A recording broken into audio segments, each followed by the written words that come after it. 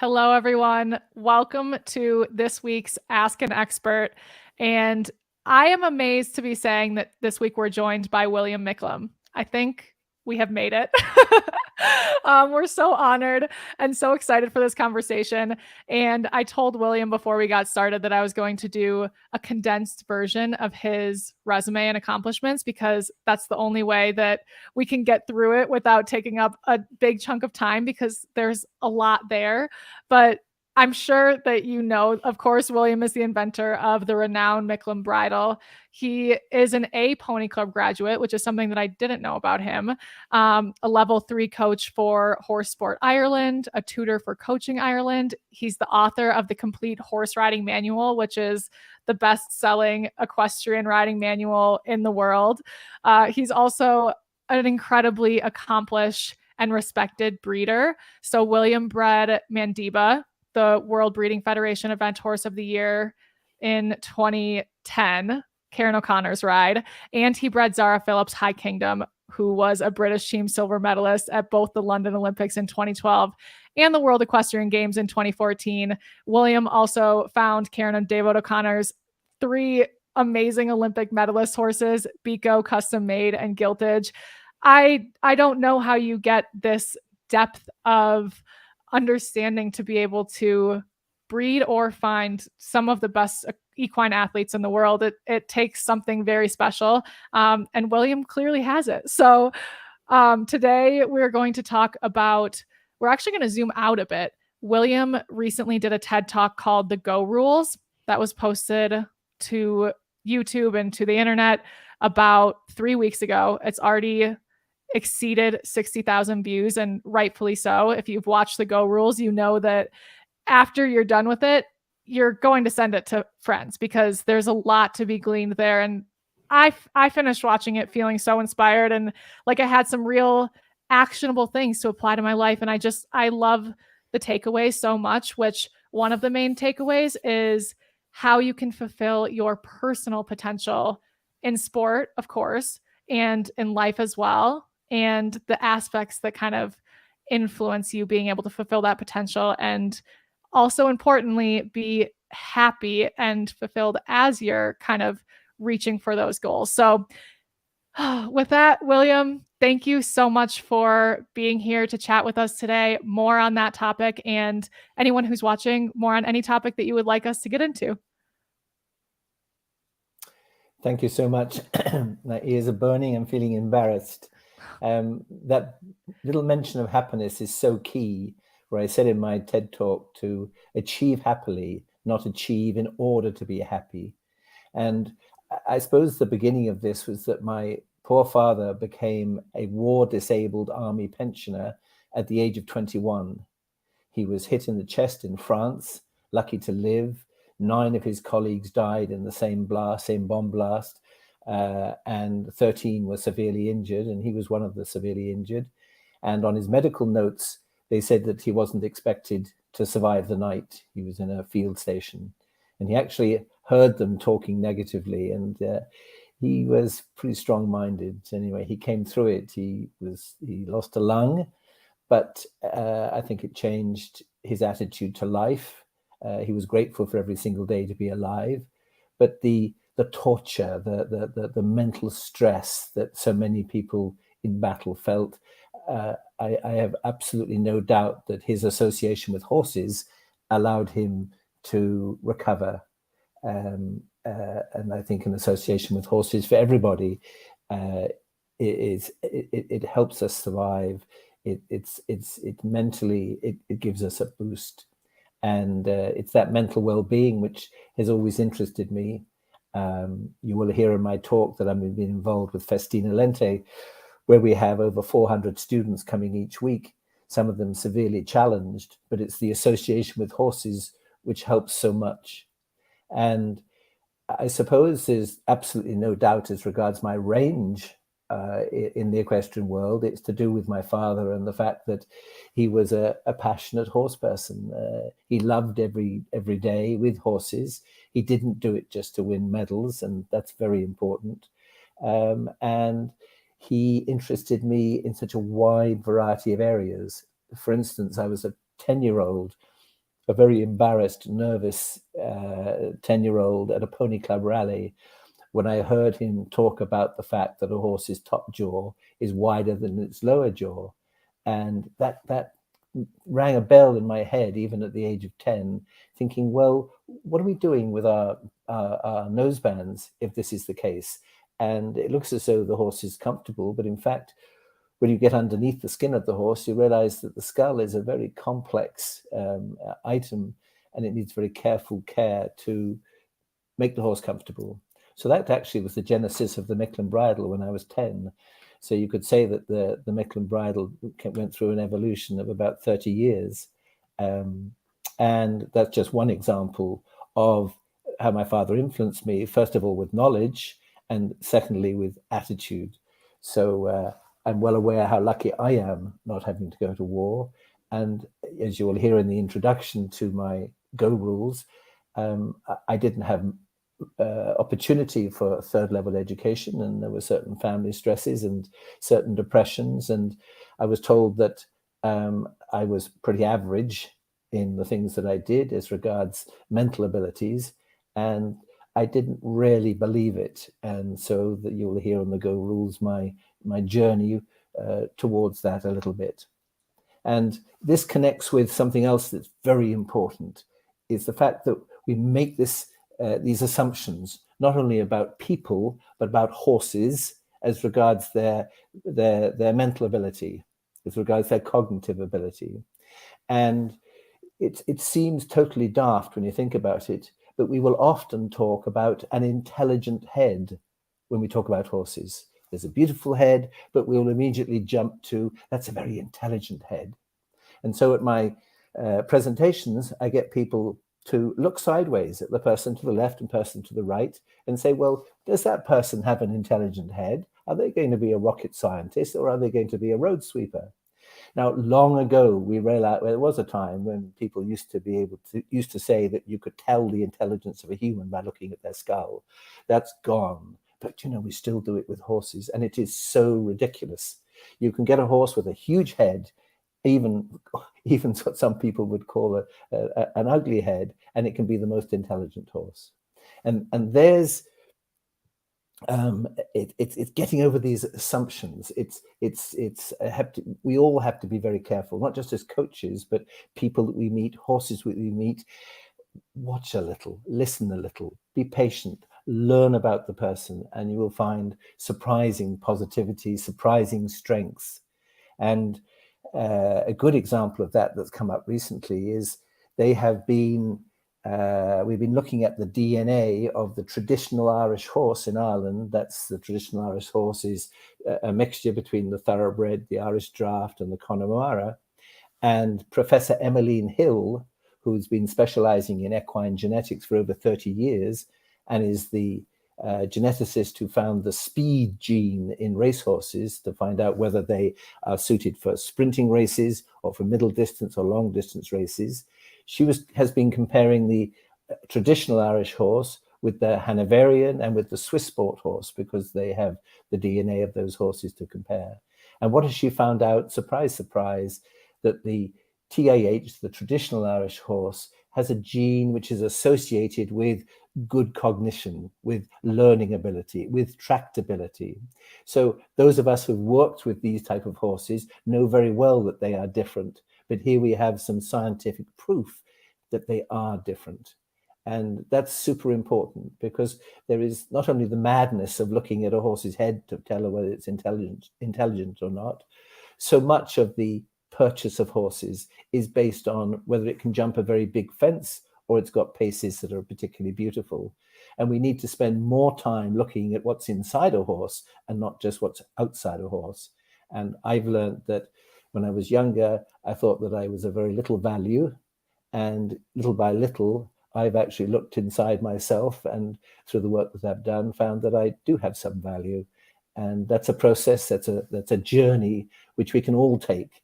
And in the Go rules, I'm giving a practical strategy to find your potential, to find an active way to do things, which is so much more than being motivated. I'm not just talking about motivating people. I'm saying, take today. have a go, value today, and then we go on to the next step. And so there is a whole strategy which takes us through, a strategy that I use the early go rules for very young people. And then as people get older, they can use the full number of 5 go rules.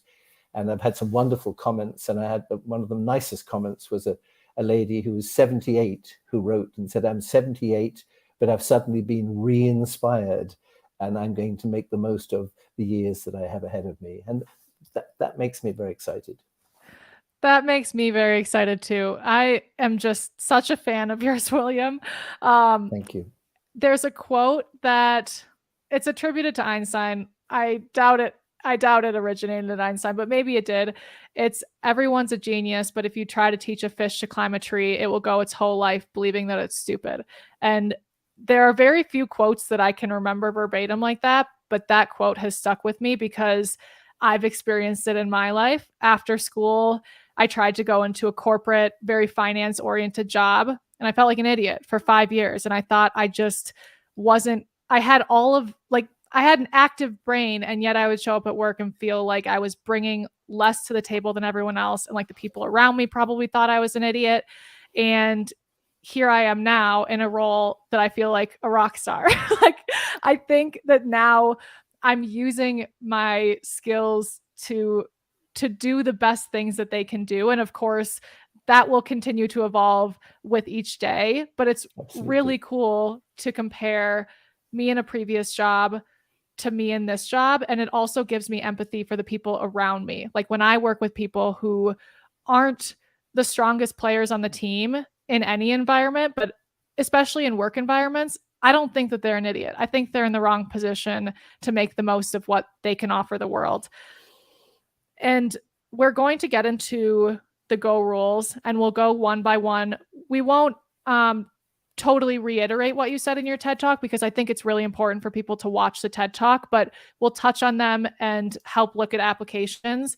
But one thing that you just said that I found so interesting just now, but also when I was watching your TED Talk, is that people need to get over their assumptions, because so quickly in your talk, I realized how open-minded you are. Like you mentioned people being true to their sexuality, being true to the fact that they're neuroatypical if they are. You mentioned frisbee golf, which is a brand, like it's a new sport. It's kind of a progressive thing. And I think so many people would benefit from more open-mindedness and a willingness to evolve. So my question for you is that something that you were born with? And is it something that people can teach themselves to embrace so they can similarly evolve their thinking? I'll see if I can put all of that together. There's another Einstein quote, which he actually did use, which I use in the TED Talk, which he says, I have no special talents. I'm just passionately curious.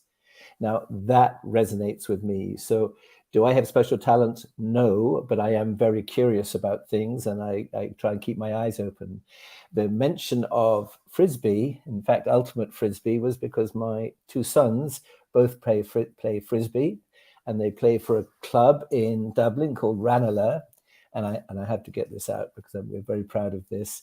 They recently went to the European Championships and they won the gold medal for ultimate Frisbee, which was, it started, the group of men started the process during COVID. They turned COVID into a positive, and this is our aim. It's just a huge thing. There's a club called Clapham, which is the biggest club based in the UK in London, and they have won the European Championships in 10 of the last 11 years. But this group of lads from Ranelagh in Dublin, they came together, they won the European Championships, and I'm just so proud of that. But it's opening your eyes. It's like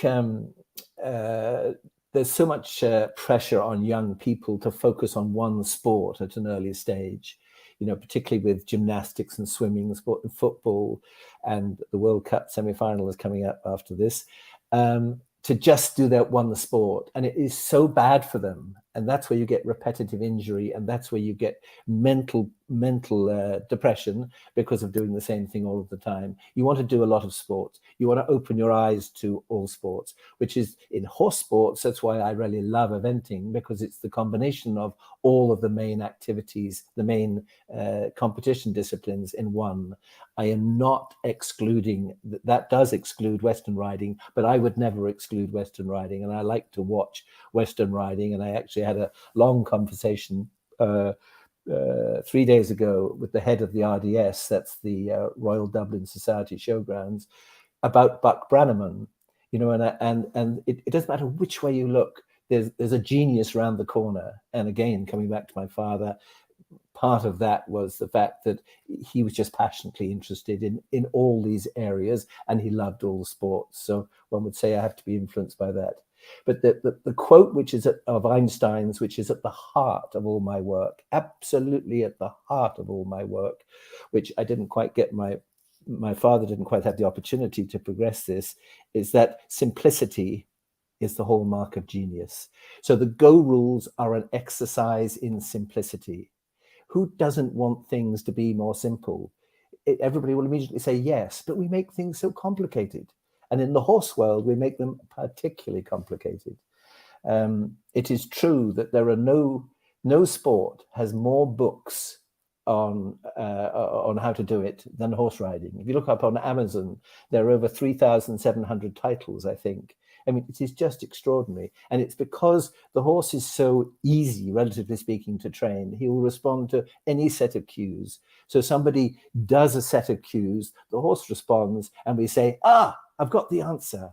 But they haven't got the answer probably as regards higher level work, and they haven't got the answer as regards doing all of the three main disciplines in eventing, or progressing to do Western riding, long distance riding, just pleasure riding. And there's whichever direction we go, there are so many key points, but pleasure riding is so important. Riding for pleasure. You want to ride for pleasure at a high level. That's great, but do ride for pleasure.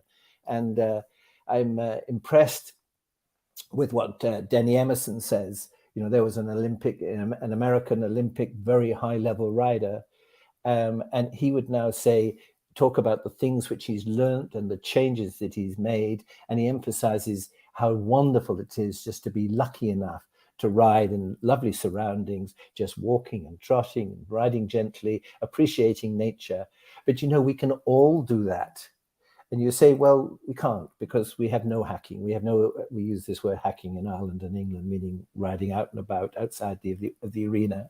But you can put the horse in the trailer, and you can go and trailer them to somewhere where you can ride up a mountain or ride in a forest and things like that.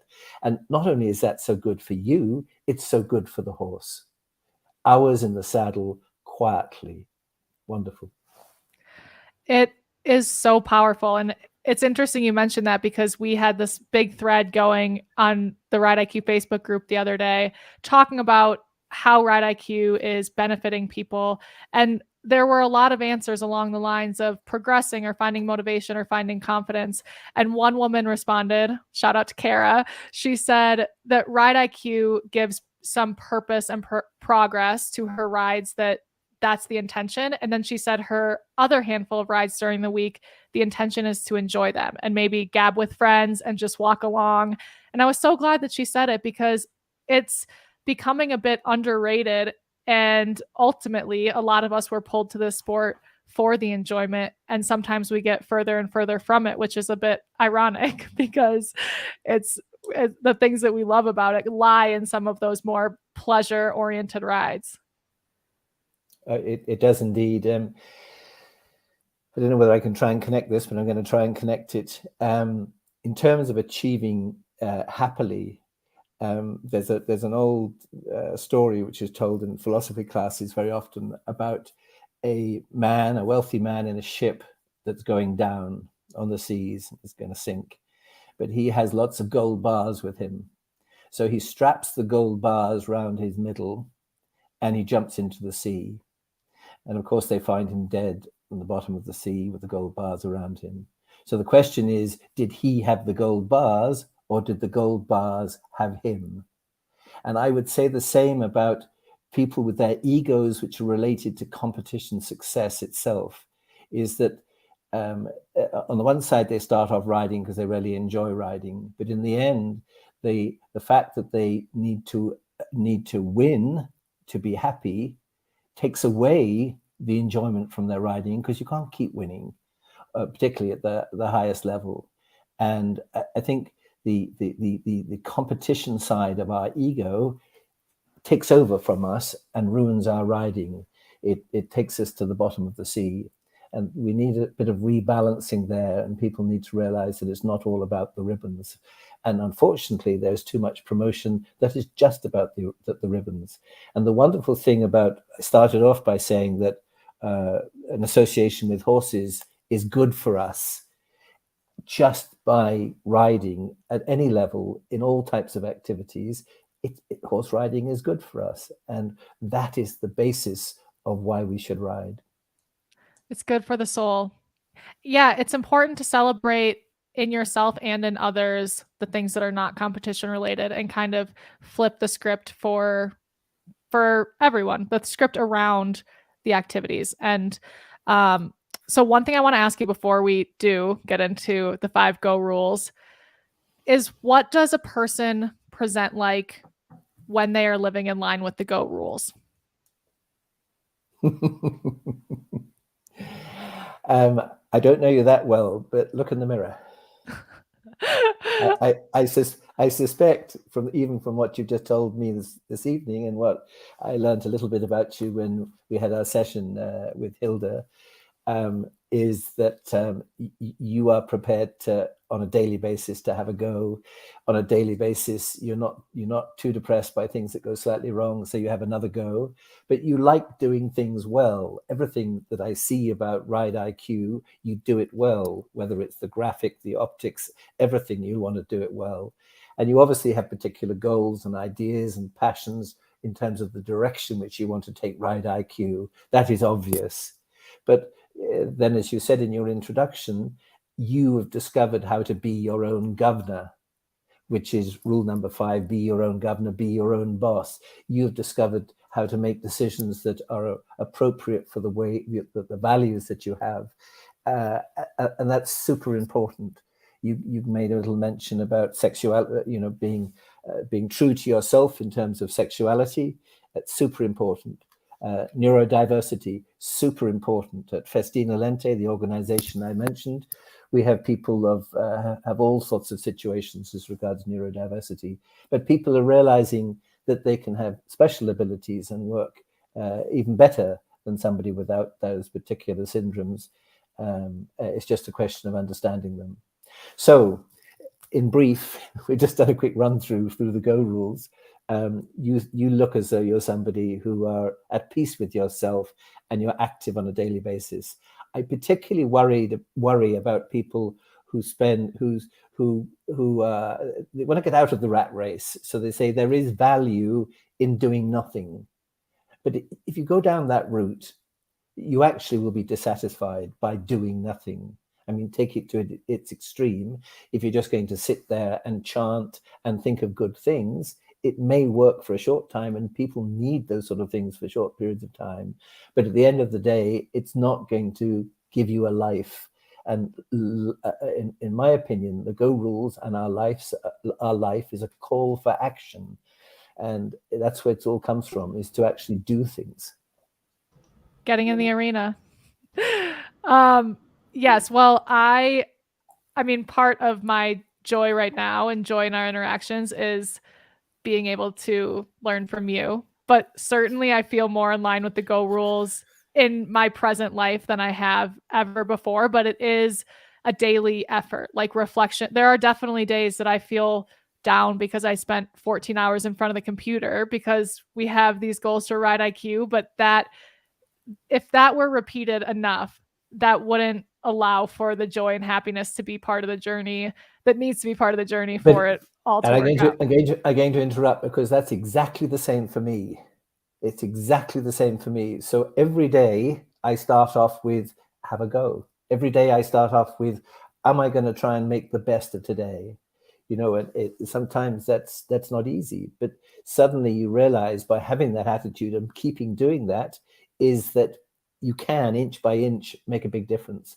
And I said I use the go rules even for younger people. So there's a very good example for somebody who's really quite young, maybe 5, 6, 7, that sort of age. I will talk about what's rule number 1 is have a go.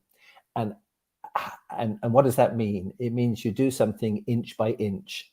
Now, with apologies to people who don't handle imperial units as opposed to metric units, but I came across this phrase, inch by inch, life's a cinch. Yard by yard, life is hard.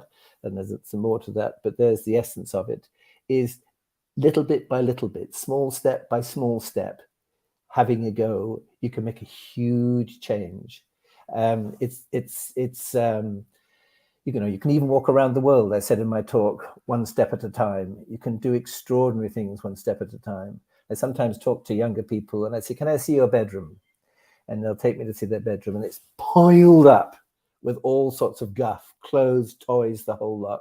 And they say, clearing up that will be very difficult. But I said, how did it get like that? It got like that one step at a time, one piece of clothing at a time, one toy at a time. And you can do the reverse. One thing at a time, you can clear that whole room very easily. Absolutely. The you can walk around the world one step at a time is a quote that I wrote down from the TED Talk, because that was like, yes, like this is absolutely hits home, because it can be so easy to feel like I have too many things on my to-do list today to even start. Like I need to just like stress out instead. And it's like, no, just like mark one thing off, like maybe start with the easiest thing, mark it off, and all of a sudden everything's done. So that really resonated. William, these go rules are like, they're like the perfect combination of absolutely so concise and, as you said, like kind of simplistic, but being, while also being absolutely like inspiring and like super tangible and action oriented. How did you come up with these rules, and what did that process look like? And what were you setting out to kind of accomplish with it? Well, it would frighten you, the amount of work that I've put in and the amount of people I've tried to study, and the amount of people I've talked to, not only elite level sports people, but people from all walks of life. And so it's been a long process. I have rooms full of information, which now at least you can begin to put on a computer. So it's been a long process. But all the time I said, what are the things that are really important and how can I distill them? And then on top of that, how can I make my ideas memorable? So I have a number of different structures actually. And I started off with a structure, which I still have, but it's called habitual hats, because I have 6 hats, which I put on. As a good example, my favorite hat is I put on my general's hat, because the general's hat is super positive. And I have role models for each of the hats. And so my first role model for the general's hat was Lucinda Green, Lucinda Prabhakama. Some of you may know her. She won badminton 6 times. And I was aware when she was a teenager and early young adult, about how positive she was. I couldn't believe this. She was so different from me. She had so much belief. And I realized that it's possible to have role models. And in fact, even before my TED Talk, when I wasn't feeling very well, I pretend to be Lucinda Green, because I need to get over that first little bit when I'm feeling nervous. And I walk around imitating Lucinda for a few seconds, because that gets me into the right state of mind to begin my talk. But I digress slightly. So I have been looking at performers from all worlds, and I not only want to reduce it down, but I also want to make it memorable. And so the go rules are at the end of that process of being very memorable. So there are 5 rings. There are 5 colors. So the first one is green. So the green relates to the traffic lights. I'm sitting there at the traffic lights in the morning. The traffic lights go green. I can go forwards. That's what it's all about. It's very simple. The second one, the logo for have another go, is a PB, a personal best. And that is something which took me a little while to catch on as strongly as I should have done, because you have to accept where you are. And then you make a little improvement, you've made a new personal best. That is a victory. But at an early stage, I was always looking at the very highest level, the elite level, the gold medals, the best in the world and all the rest. And that's just not obtainable, especially to begin with. So the PB, and it's also the black go. The black, I relate to getting down and dirty, doing the hard work. That originally came from a farrier, because a farrier, somebody who shoes horses, put in just an enormous amount of work. So I was trying to work out how many hits of the hammer it takes to shoe a horse. And if you add it up, it takes over 2,000 blows of a hammer to shoe a horse with 4 shoes. And you say, that's not true. I guarantee it's true. And there's your inch by inch coming through again. And in fact, all of the rules, the inch by inch comes through. So the farrier doing his hard work, whether it's the sweat, the dust, the dirt that happens with that type of occupation, we need to get down and dirty and have another go. And it's just wonderfully effective. I think a lot of people have, rule number 3 is produce the goods. And it has a double meaning. So produce the goods, the coach or the people you're with shout, that's good, that's terrific, well done. But it's also producing the goods is about producing the right results. And you have to make it very progressive. You have to start at a low level and all the time build up, because it's very easy to jump ahead of yourself, and then you get bad habits, and bad habits are very difficult to overcome. And then the absolute heart of producing the goods is a positivity. And I think if there's anything in my Go Rules talk that people should listen to, it's what I say about positivity. It is so important, and it's so important for mental well-being, mental health. But the second part of that is simplicity. So why did I anchor on simplicity? Because I do the same thing with the horses. So if you read my book, I don't talk about the scales of training, which can be interpreted in all sorts of ways. I talk about having the constants and having the variables, as simple as possible. The constants, the first constants, are to have the are to have the horse calm, forwards and straight, something which has stood the test of times. So it doesn't matter what activity you're doing, and Western riding, long distance riding applies the same, calm, forwards and straight. You need those constantly. What are the first variables? You need the right direction and the right speed. So when you see a person doing a jump off against the clock, and I saw McLean Ward do an amazing jump off, I think it was in Geneva just a couple of days ago. When he goes into the ring, everything is organized. All he concentrates on is going the right direction and the right speed. And I was delighted to see an article in the Horse and Hound with a Grand Prix dressage rider who actually was a model for my book. And he says when he goes into the arena to do his Grand Prix test, he concentrates on the right direction and the right speed. The same thing with Lucinda Green going around her cross country, which I think Mark Phillips said to him. So there's an example of getting simplicity, the constants and the variables. And I'll give you one more example. The 3 S's: safe, simple, sunny. Those are what I base everything I do with my coaching. Number 1, things must be safe. Number 2, they must be simple. And number 3, they must be sunny. And by sunny, I mean both horse and rider need to have this comfort, this calmness, this happiness.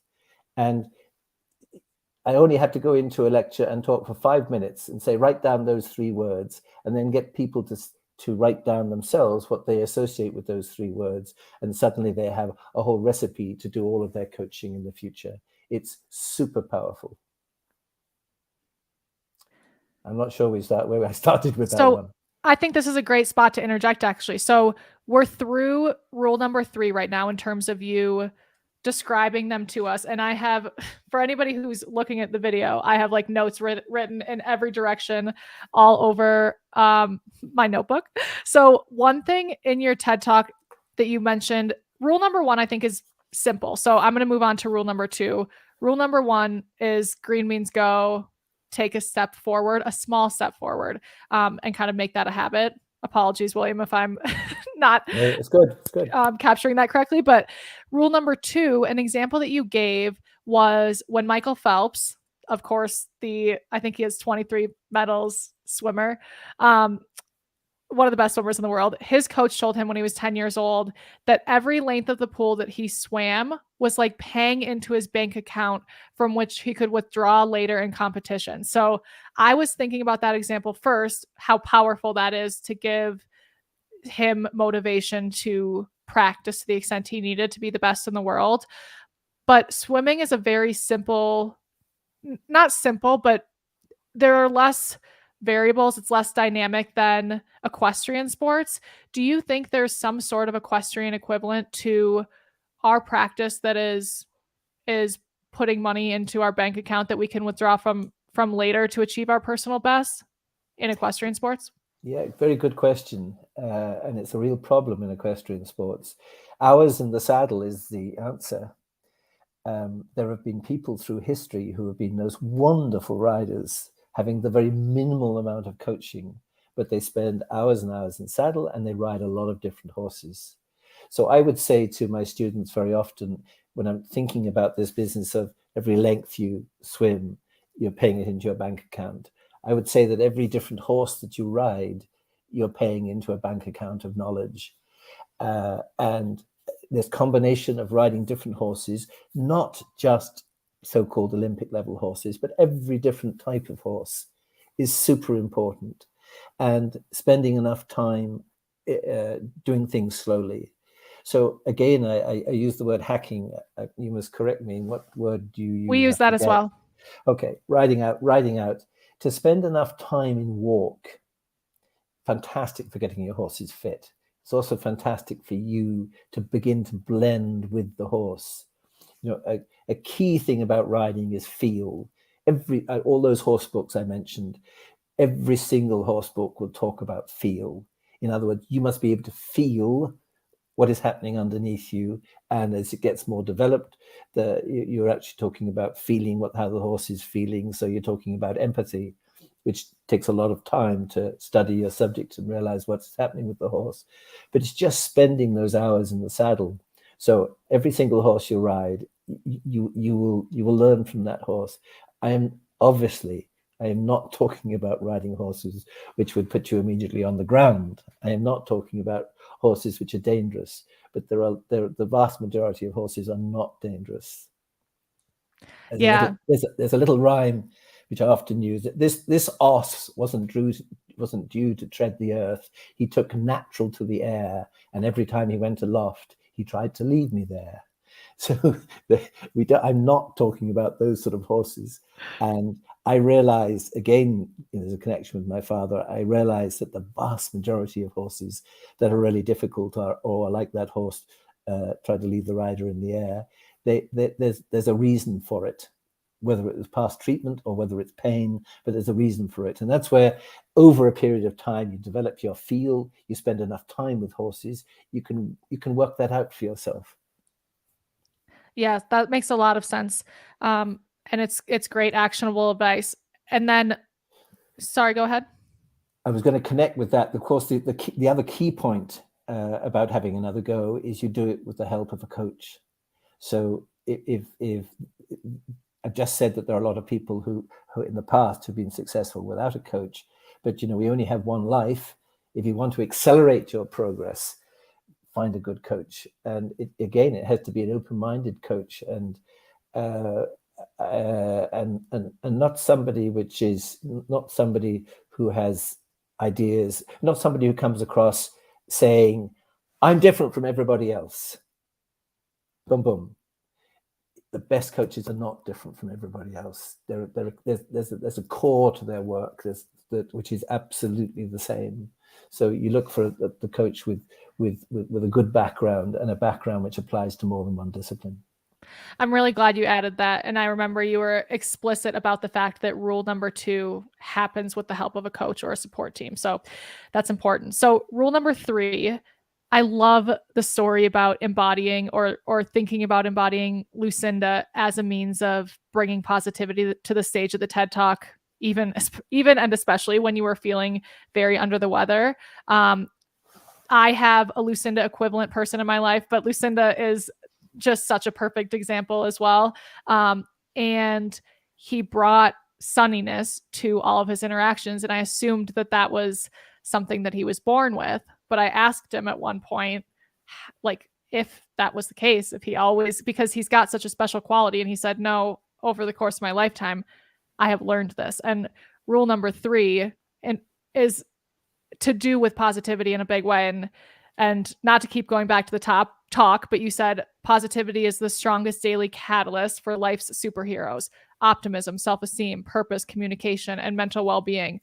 So do you agree that you can teach yourself optimism? And do you have any suggestions for doing that, for becoming more optimistic? You certainly can. Starting with the brain, the brain, through research, people have proved it has plasticity.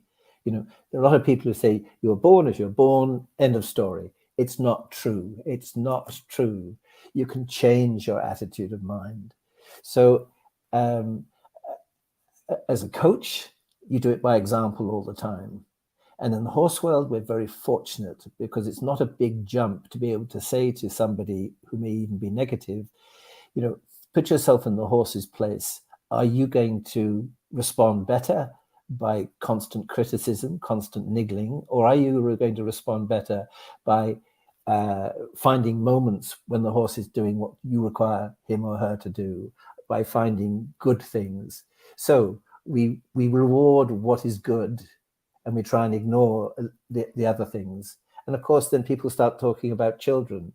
Now, I'm not an expert in bringing up children, but it is certainly true that with children, if you reward the behavior you want that's to be repeated, it's a great, it happens, it works, it really does. So absolutely, yes. People have to, as you become a little older and as you become an adult, you have to understand the theory of it. Now, there's a basic theory about rewarding behavior that you want repeated. That's a basic thing, but it becomes very powerful. And the good reactions that you get in your horses or your people prove on a daily basis that positivity is so powerful. And I all the time talk about the fact that tomorrow's another day. You can do things differently. Change is possible. And if somebody is, sometimes somebody with a very academic background, they challenge that. And then they go into the research, they find time and time and time again that it's absolutely true. Yeah. One thing, William, that you said, and you just touched on it, is you work from what you do well and not what we do badly. Focus on what we should do and not what we shouldn't do. When you're thinking about that as a horse person, is that mainly focused on how the rider should react to the horse, or can that also apply as a coach to their student? But good question. It applies totally. It applies to both. So, you can have the same horse that is ridden by two different students, but the two students will have different strengths and weaknesses. So I will do different things with that horse, with one student, and with the other student, do the things that they can do, not the things that they cannot do. And then when you just look at it from a horse's perspective, absolutely start off doing the things that they can do and progress from there. I look upon it like there's a big map or a big jigsaw. And within that jigsaw, every single person, every single horse can do that little bit there that's good, and that little bit, and that little bit, and that little bit. And you go to those little bits, and then you just begin to enlarge them. And gradually, as you enlarge them, these good bits meet each other. And that's a wonderful sort of explosion of power. And then eventually they all meet each other, and then you're really winning. I love that. It reminds me, I think it was Jackie Brooks who was talking about taking that approach to training her horses. She's a Grand Prix dressage rider. I believe she's been to the Olympics. I have so many bios in my head, but she was talking about having such sincere patience with her horses and believing that they will kind of expand that realm naturally if she has the patience to give them the time and space to do that. And I think that kind of, I mean, this all is intertwined, but going back to rule one and taking those small steps and being willing for them to be inches and not yards is such a positive thing for horses, I mean, experience and their progress. I mean, and another specific example about the horses is people say my horse does it, on a simple level, it does very bad transitions from trot to canter. So this is what I'm going to work on. I'm going to do masses of transitions today. But they ignore the fact that the horse may have a very poor trot and a very poor canter. And you can't do a good transition if you have a poor trot and a poor canter. But if you have a good trot and a good canter, it is very easy to do a good transition. So again, you work from what the horse does well and progress from there. Yeah, I love that. All right, so let's get into rules 4 and 5, so that we make sure to touch on those before we somehow come up on the hour here. So the produce the goods is the yellow one because it's sunny. It's about the smiley. It's good about that. The goal set is red. My analogy is that it's like blood coursing through our bodies. This takes us forward in our life. The goals take us forward, and the goals pull us forwards. And the goals are made up of action steps, and the action steps carry us forward on a daily basis. And again, I didn't have time in the Go rules to on the presentation to go over it, but again, the action steps are small steps. Every single rule, you come back to this inch by inch, step by step approach. So that's absolutely, you can't get away from it. It's super powerful and very simple. So goals, I think that it can get too difficult. It can get too complicated. There's a group of people who would say, well, no, don't have goals, don't have big goals because you'll be disappointed. And what I would say is, by all means, have big goals, but you can have big goals over a longer or a shorter period of time. And you're always going to you're going to do your plan backwards from your goals, but you're going to go forward with your action steps, your day by day action steps, which will eventually lead to your goals. I gave the example of Steve Redgrave, the rower. And again, not time to elaborate even more, but he broke down his action steps into 4,000 hours of training in an Olympic cycle. But the point I wasn't able to make because of time was the fact that on the day of the Olympics, when he went out for his 4th gold medal, his action step was to row that distance, 1,500 meters, in that time. He knew it was readily achievable. So gradually, these tiny little action steps all build up until the big goal is only an action step itself. And I think sometimes that's forgotten. But why not be ambitious? Why not have these big groundbreaking goals? It's something which has allowed me to progress and do this, because when I was much younger, it was almost looked upon as, no, I was too cocky if I thought about big groundbreaking goals. I had to be more modest. But by being more modest, it doesn't really carry you forward. And I gave the example of a blind and paralyzed adventurer who says you should not respect the gap between your realities and your possibilities. So the possibilities are your big goals. The realities are where you start at ground level with your little action steps, which take you forwards.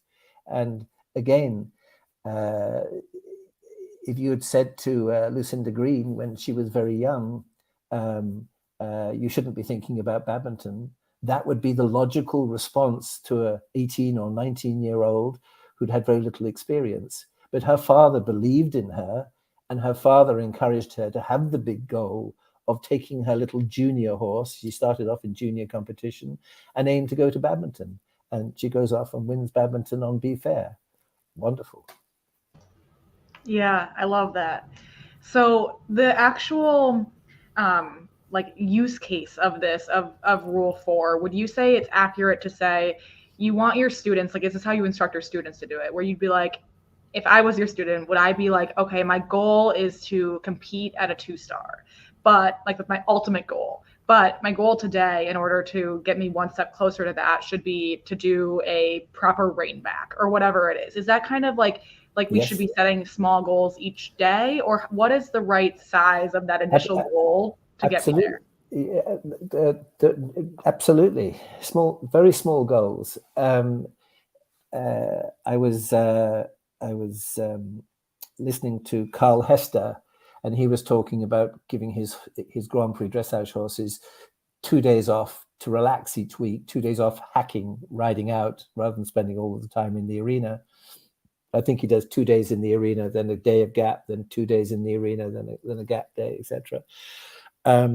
And so it is forgotten that there is a goal on that gap day. There is a goal. The goal is I want my horse to be at peace. I want to be at peace. It all relates to the calmness. You want the horse to be calm, forwards, and straight. Now, the goal on another day for not necessarily for Carl Hester's horses who are going very well, you have a horse that is not forward. So your goal on that day is to go and canter with some other horses. The goal on that day may be to have a veterinary examination to check that there's no reason why the horse is not going forward. The goal on that day may be something simple like opening the horse's mouth and having a look and check that there's nothing wrong there, that there's no reason why the horse is uncomfortable. And a brief story on that, I went to Equitana, USA a few years ago, just when we brought out the Micklem bridle. And I was asked to go and look at this particular horse, which was napping. So I had my arm twisted. Do you understand the word napping? Not going forwards, being very unwilling. And we went to this indoor school, and to my embarrassment, they'd brought in a crowd of about 20 people to watch this William Micklem deal with this horse. And indeed, this particular horse just did not want to go forwards. So they said, would I ride the horse? I said, no, I will not ride the horse. I learned early on that I should never ride the horse unless you go through the whole process of lunging, getting used to it, etc. And I learned that to my cost. I've had a broken nose caused by somebody who persuaded me to get on a horse, which I should not have got on. But anyway, I said, what I will do is we'll put a Micklem bridle on and we'll lunge it. So I put the Micklem bridle on and we lunged it. The horse was fine. And then I said, right, now you ride the horse. And she got back on the horse was fine. We then changed the bridle back again to its original bridle, and the horse immediately napped. Now, that was a simple example of we knew then definitely that the horse was uncomfortable, had some pain, had some nerve problem, whatever, in the mouth or around the horse's head, which the bridle he was using was causing that problem. So it was just a change of bridle. With other horses, it may be more difficult to find out the reason. But again, this is where experience and feel and empathy really makes a big difference. I'll give you one more brief example, because people should be prepared to turn every page in terms of looking at your horse with a horse that's not willing, that doesn't want to go forwards. My father used to deal just with young horses. This was after the Second World War. The only horses we had were ones which other people had failed with, because there were so many more people doing horses in that period of time. And we had 2 horses that out of the same mare called Black Magic that other people had failed with. And we were worried about my father's mental capabilities, because with both horses, they were very difficult. And they took 9 months in one case and a year in the other case before you could ride them, which we thought was lunacy and a waste of money. But he had a feeling that these horses were good horses. The older horse was called Duchess of Argyll, and she was became Judy Bradwell's first open event horse. Judy Bradwell, very famous as an international rider. And the other horse was called L'Empereur and went round Burghley, the 5-star Burghley event, despite only being 15.3. But the only way you could get up on L'Empereur was to run alongside L'Empereur and vault on. And my brother Charlie did that. My brother Charlie was a brilliant horseman. But then we had the third one, and my father was very excited because it was a gelding often were easier. It was bigger, it was better looking, and most of all, nobody else had touched this horse.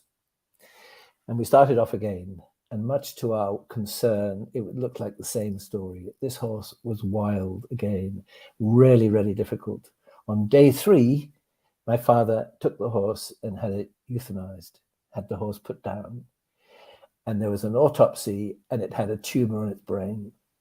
But we thought the 3 horses were the same, but he had the feel to realize that the 3rd horse, there was something else wrong. And I think as regards forwardness, so often the horses that don't go forward is there's something seriously wrong. There are other horses, of course, that all they need is a good canter with other horses or an easier life, not going round and round in circles in the dressage ring, etc. But this is what you have to experiment and try. Your dad sounds like just absolutely incredible horse person. And it reminds me of, so Sinead Halpin-Maynard is one of our coaches. She hosts a podcast for us, and she told a story about a pony that she had that was new to the barn that got into the arena and was just uncharacteristically really upset, seemingly. And instead of what a lot of people do, which is like, get more aggressive about getting the horse over whatever their fear is, which is totally not apparent, so it must be made up.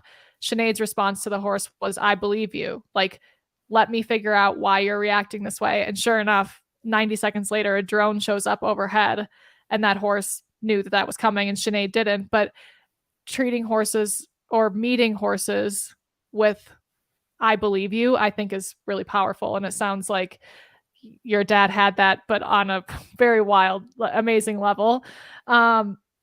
There's so much I could say clearly because I'm not even holding back as much as I am intending to, but I would also love to get to rule number 5. So will you tell us what rule number 5 is? Yeah, there's a process here that's important.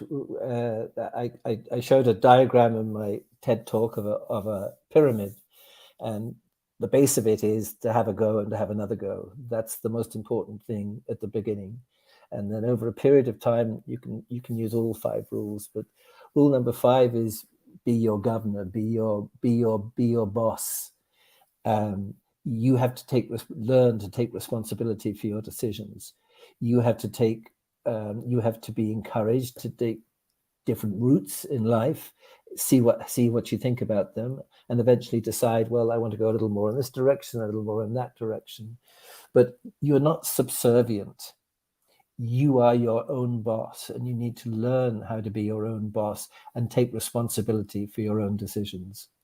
And we all know about the pressures on young people, and it's often not encouraged for young people to take responsibility for their decisions. But it's an integral part of good education, is that you take responsibility for your own decisions, which of course part of that is admitting when things haven't gone quite as you'd like them to go, so you have to go in a new direction.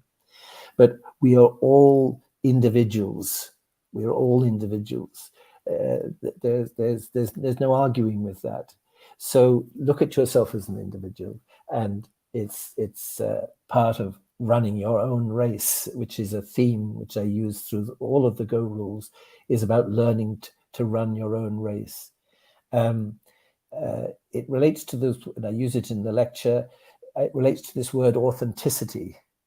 People talk more and more about authenticity, but in terms of being happy with the direction you're going in and happy with yourself as a person, you have to be true to your own values, your morals, your beliefs. And you might say, well, I'm not quite sure what my own morals are, my own beliefs are. And that's when you say, well, let's study this a little bit. Let's talk about this a little bit. Let's find somebody who is used to talking about this area. And let's see whether you have things which are core beliefs or whether you don't have core beliefs. So as regards horses, a core belief of mine is that riding and being associated with horses should be life enhancing, not only for the rider, but also for the horse.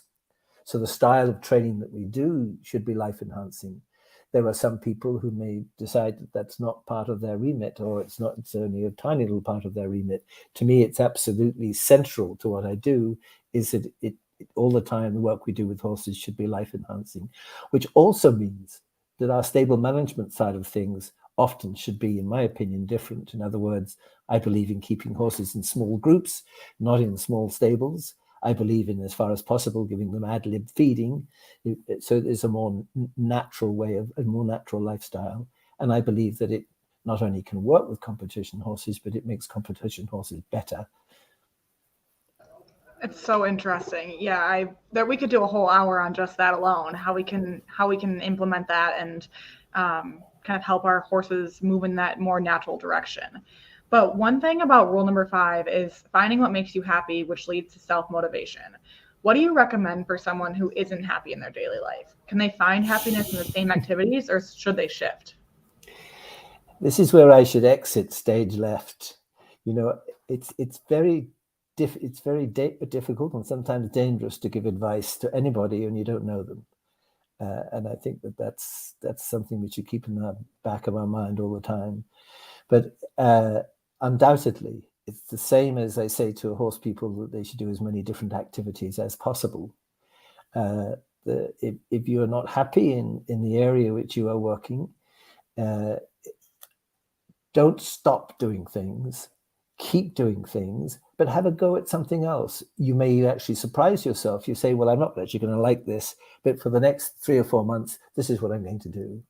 And in that next 3 and 4 months, not only do you discover that you actually quite like what you're doing, but you meet a number of people or a number of situations which suddenly lead you down other roads. So, and that road may be, as Frost says, the road less traveled.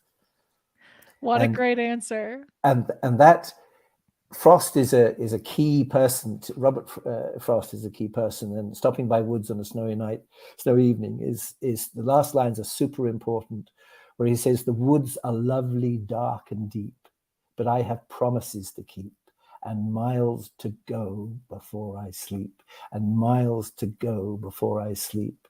So that connects in with the go rules. But if I may jump ahead, I talk about all the go rules working together, and then they all come to what I call one glorious gold ring. And gold is G-O-L-D. It's go plus L and D. And what do the L and D stand for? Love and delight.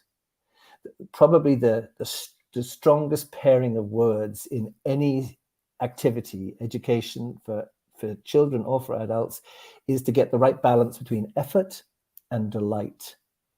Effort and delight, love and delight. The delight word is super important. And over a period of time, people will realize that you can find that. And that's when we come back to achieving happily, whether you are a 25-stone male hairy rugby player. I picked that example because a lot of those people are saying, I'm just going to go down. I'm told to go run those 25 yards or do that carry. There's much more to them than that. Whether they're the rugby player or whether they're the research scientist, whether they're the farmer or whether they're the ultimate Frisbee player. What is important is that they achieve happily, not achieve just in order to be happy. Well, I absolutely have to let us end on that note with a mic drop. William, this has been such a pleasure. We are glad to know you, and I can promise you that there will be moments in my life, like you kind of thought of Lucinda and bringing her energy. I will think of you and bringing your wisdom and your optimism and your insight and your willingness to say yes to the opportunities. That will be something that I carry with me. So thank you so much for taking the time today and just for everything that you're putting out into the world. It's so positive and so impactful. Well, Kinsey and Jess, it's passing the baton, and you've grabbed hold of that baton, and that's very exciting. Which also links to the teamwork, the collaboration. It's super important, and by paying things forward, that's so powerful. Pay things forward. People are generous to other people. It makes a huge difference, not only to our lives but to many other people's lives. Thank you. Thank you, Thank you William. so much, William.